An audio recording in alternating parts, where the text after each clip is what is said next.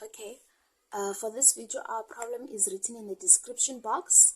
So we are told that we have 2 point charges that are located on the y-axis as follows. Charge 1 is equal to negative 1,5 nanocoulombs at y is equal to negative 0,5 meters. Charge 2 is equal to 3,2 nanocoulombs at the origin. What is the total force exerted by these 2 charges on a third charge, 5 nanocoulombs, located at negative 0,4 meters in the y-axis? Okay, so we're gonna first draw our sketch for this problem. Let me just draw a sketch. Okay.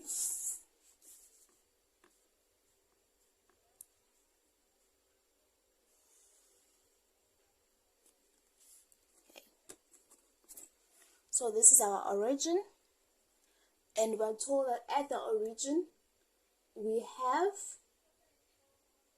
charge 2, okay?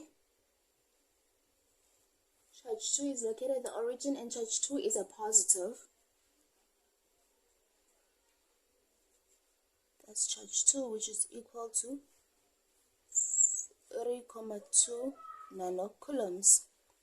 We are also told that charge 1 is located at y is equal to minus 0,6 meters. So suppose we have our charge here.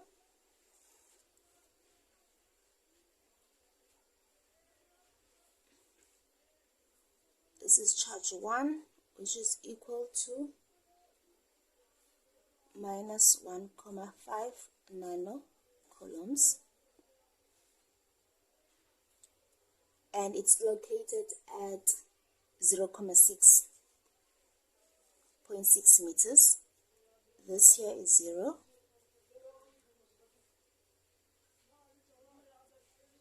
And we also have charge 3, which is located at 0,4 meters. So somewhere along here,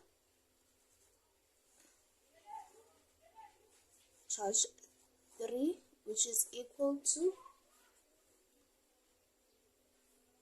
minus it's equal to 5. It's equal to 5 nanocoulombs. It's located at minus 0.4, minus 0,4. Okay, and you are asked to find the total force exerted by these 2 charges on this charge. So this is a positive charge, this is also a positive charge, this is a negative charge, this is a positive, and this is also a positive charge. So we know that charge 3, we want to move away from charge 2 because like charges repel each other. So we know that the force exerted by charge 2 on charge 3 will cause charge 3 to move downwards, right? This is the force exerted by charge 2 on charge 3. We also know that the force exerted by charge 1 on charge 3 will cause charge 3 to move down as well. Remember, opposite charges attract each other. So this is a positive charge, this is a negative charge. So because of charge 1, charge 3 will want to move towards charge 1. Okay, so this will also be a downward force. Okay, so it will be a downward force of charge 1 on 3. So I'm going to write here 1, 3. I hope you can see. And this will also be a downward force of charge 2 on 3. So this will be F2, 3. Okay, so now what we want to do, we want to calculate what is F23 and what is F13, and then after that we're going to add the two forces to get the resultant force that is acting on charge 3. Okay, so let's start with our formula. So our formula for Coulomb's law is Coulomb's constant, and then you have the absolute, and then you have your Q. 1 times Q 3 divided by R1 3 squared. So this is for our the force acting on charge 3 because of charge 1. Okay, this here is the force acting on charge 3 as a result of charge 1 is going to be equal to the Coulomb's constant, absolute value of charge 1 times charge 3, and then divided by the square of the distance between charge 1 and charge 3. So this is equal to 9 times 10 to the power of 9. And then our charge 1 is 1,5 times 10 to the power of minus 9 times charge 3, which is equal to 5 times 10 to the power of minus 9. Okay, remember, because we have charge 1 and charge 2 in absolute values, we don't put the negative sign, we only put the positive value of the charges, divided by the distance between charge 1 and charge 3. Now charge 3 is located at negative 0,4, charge 1 is located at negative 0,6. So the distance between these two charges is 0,2 meters.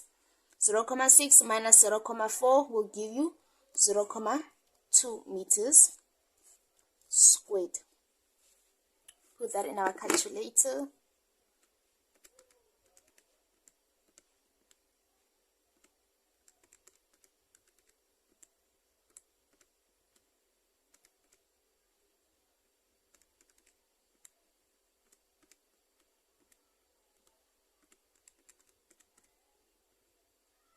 And we get a value of 1,69 times 10 to the power of minus 6 newtons. Okay, now let's calculate our force acting on charge 3 as a result of charge 2. So 2, 3 is equal to K 2.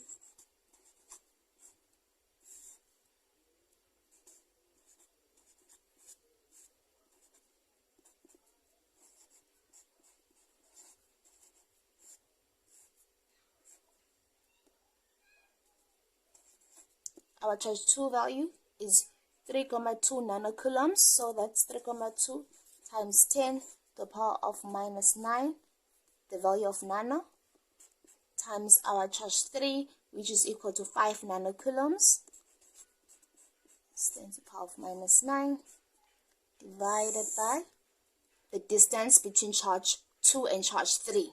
So this distance is 0,4 meters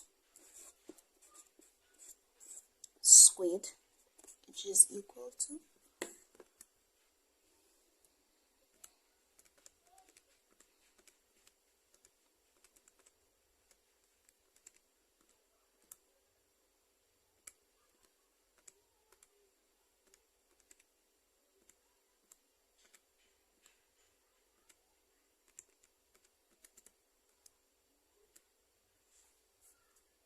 9 times 10 to the power of minus 7 newtons. Okay,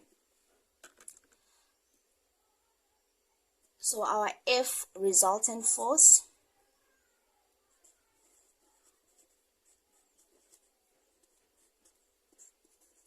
is going to be equal to F13 plus F23. Okay, now remember that both these forces are acting downwards. Okay, so now we have to take into consideration our direction.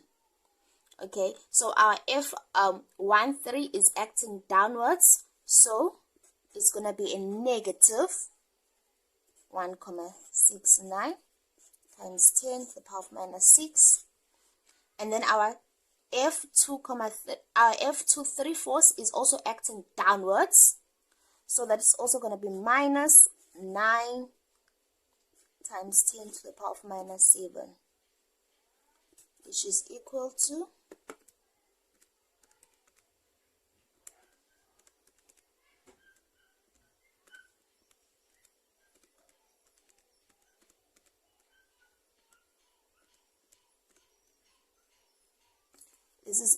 minus 2,59 times 10 to the power of minus 6 newtons.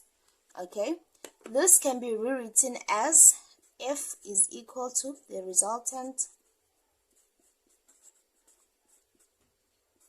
equal to 2,59 micro